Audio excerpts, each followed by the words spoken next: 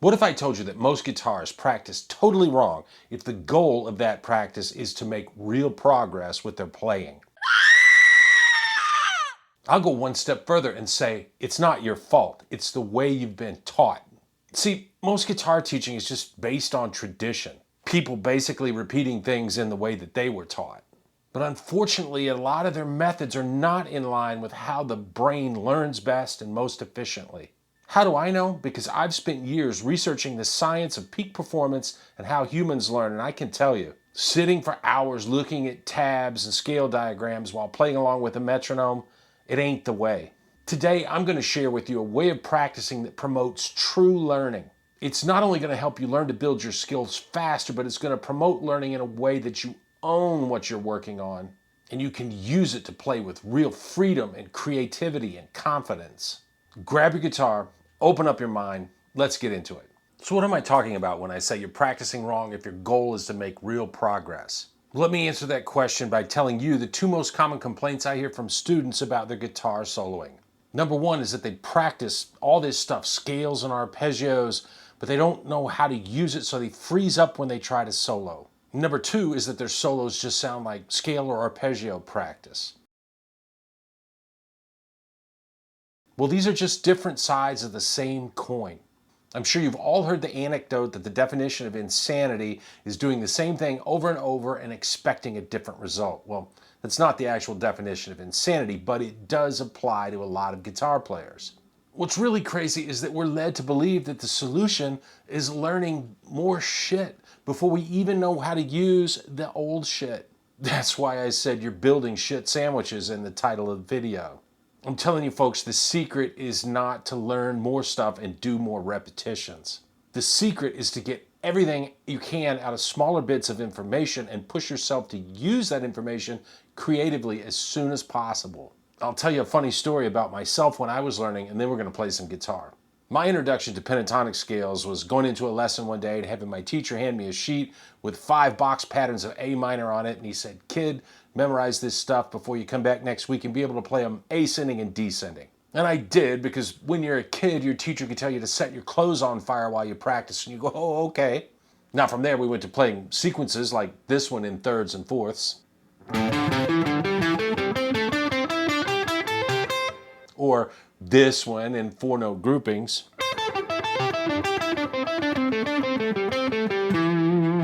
And I really thought I had it going on until I went to my first blues jam at this little restaurant in the town I grew up in. I was like 13, there were a few older guys there and some kids a couple years older than me, one of whom could play some cool stuff. He'd never had formal lessons, but his uncle could play, and he'd shown him a few things. We were playing an old ZZ Top song, and he played a few really cool licks, and it freaked me out. And then he said, "Hey, Charlie, take a solo." Now, over this kind of a groove, which I'm sure all of you know,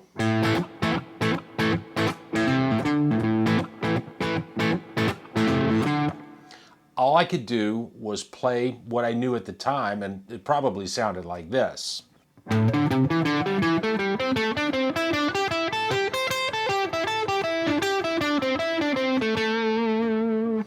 And it was painful. The problem was, like a lot of you, I was being taught stuff and more stuff, but not being taught how to use it in any sort of creative way. Let's take a look at a better way to learn improvising and soloing. Let's try a few concepts, starting with pentatonic scales. But instead of thinking about box shapes across all 6 strings, let's think about the notes of A minor pentatonic on just the B and high E strings. And just as importantly, we're also going to think about rhythm and sound. We're going to get musical, not just mechanical. Playing over a typical 1-4-5 blues shuffle in A, the assignment is to play the 4 notes of one pentatonic position for 2 bars, and then we're going to move up to the next position on the neck and play the next 2 bars. The starting pattern we're going to play is this rhythm and shape. 1, 2, 3, 4. Then we're going to shift up to the next box and play this rhythm. So the whole thing would be 1, 2, 3, 4.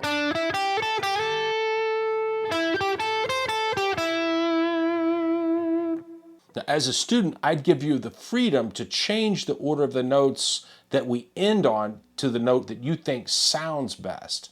Now, you might have to hunt and peck at first, But that's how you develop your ear. And ultimately, we might end up with something like this.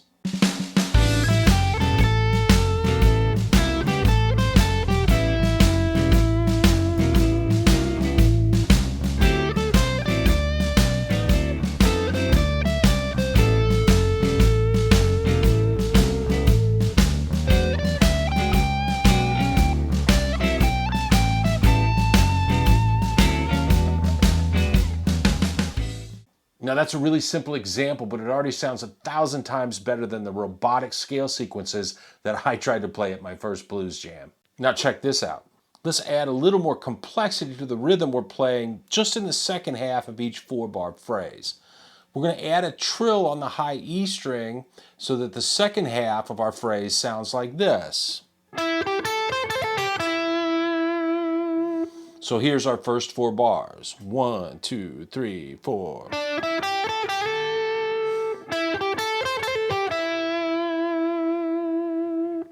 And here's what it would sound like all the way through our different patterns over the 12-bar backing track.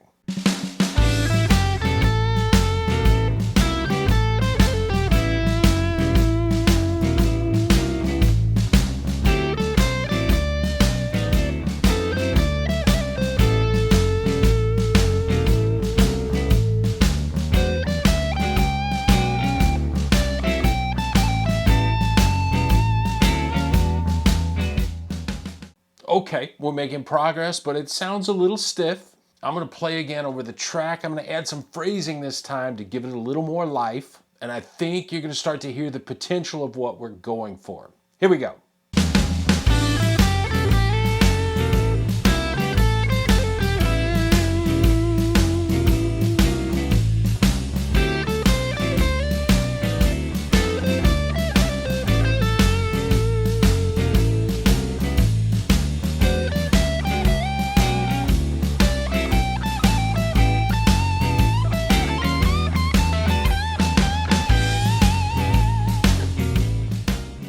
That's a good example of how you can do a lot with a little. By exploring and experimenting, getting creative and finding different melodies and rhythms with just a few notes.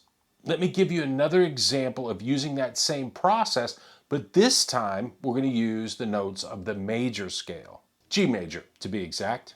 Now, a lot of us are given 3-note per string diagrams like this one with 7 patterns when we learn the major scale, and it could be caged shapes instead. It really doesn't matter because whatever system we learn, we practice those patterns like this.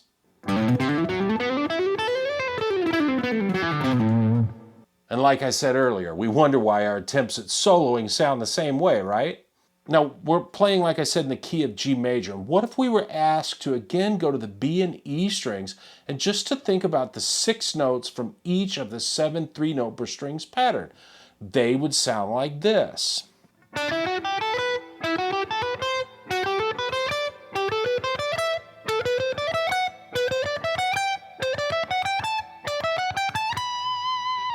Let's play over a 2-chord vamp that goes from G to C and is similar to John Mayer's song Gravity. Here's the deal. Do not think of the entire 2-octave scale pattern. Just think of a 6-note cell. We're going to try to create a nice melody with those 6 notes over the G to C chord change. And you can stay there and you can try to create another melody, or if you're feeling it, move up to the next 6-note cell.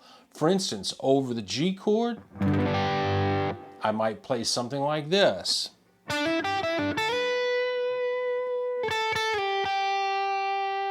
Over the C,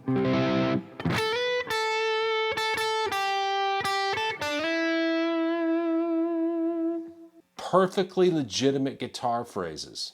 Experiment with your phrasing, the rhythms that you play. If you screw up, try to play something that sounds better to your ear. Trust me, you're going to hear what's good and bad, what you like, what you don't like. And that's how ultimately you develop your own style. Let me just play a little bit over the backing track and give you a good idea of what we can do with this process. Check it out.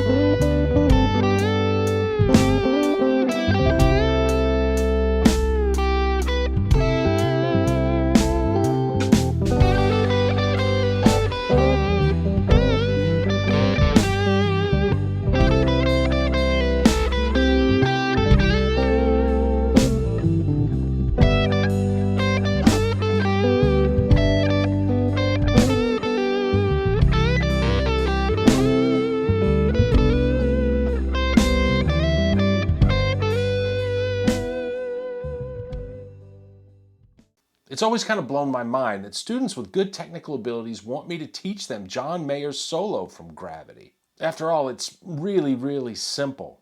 I'm always thinking, why the hell do you need me to teach you that? The reality is they're mystified by it because it doesn't sound like a scale pattern. And because they've spent so much time running scales, they don't know how to play something that's simple and beautiful and melodic. In other words, they don't know how to use what they already know to make music. Back to the shit sandwich thing. If you want to be able to play stuff that sounds good, practice squeezing all the melodic possibilities you can out of smaller bits of information. Now, I'm also a proponent of practicing scales to improve your dexterity and your fretboard knowledge. I think it goes without saying, we're guitar players, and most of us want to be able to show off a little speed and flash here and there. But if you want to be able to improvise and play cool solos, practicing creating melodies on the fly is where it's at. Let's try our concept with one more technique. How about seventh arpeggios?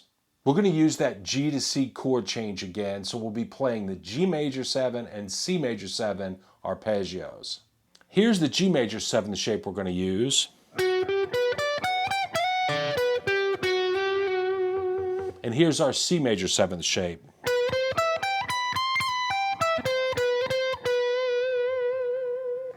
And to my ears, playing through them with just little slides and pauses like that, it already sounds pretty musical.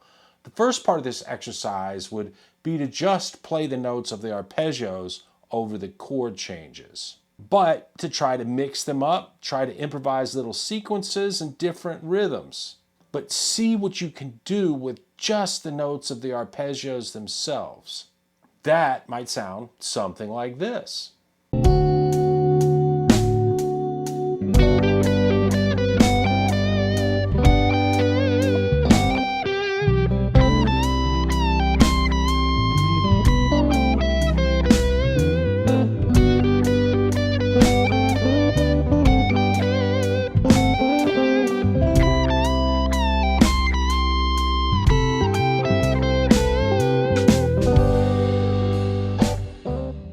Already, with just a little phrasing added like that, I'm not really hearing them as arpeggios, or at least not mechanical sounding arpeggios that we hear from shredders. The next step would be to stay focused on the arpeggio shapes as a sort of home base, but to start adding in the other scale notes around them to make them sound even more melodic.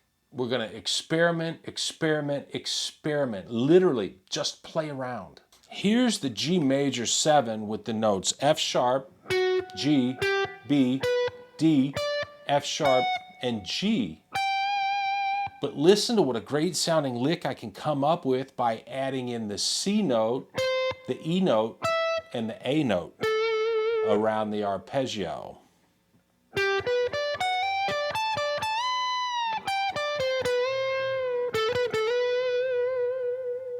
C major 7 has the notes B, C, E, G, B, and C.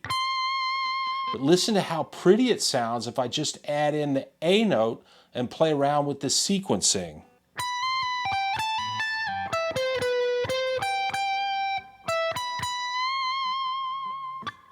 Let me play those phrases over our backing track.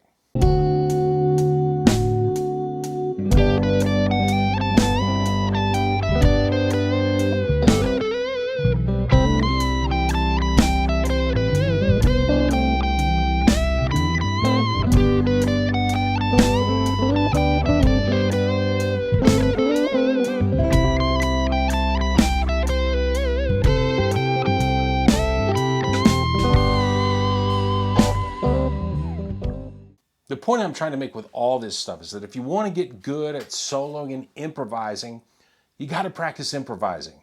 Running scales up and down is not improvising. Neither is playing up and down through arpeggio patterns. If you want to play with freedom and creativity, you've got to break free from the old learning paradigms and challenge yourself to get the most music out of the smallest pieces of information. In other words, you got to quit building shit sandwiches because they taste terrible. I hope this helps you. Watch for a series of deep dive videos using this approach that I'm going to do on triads, seventh arpeggios, pentatonic scales, and the major scale. Work hard, but always have a lot of fun with your guitar playing. I'll see you next week.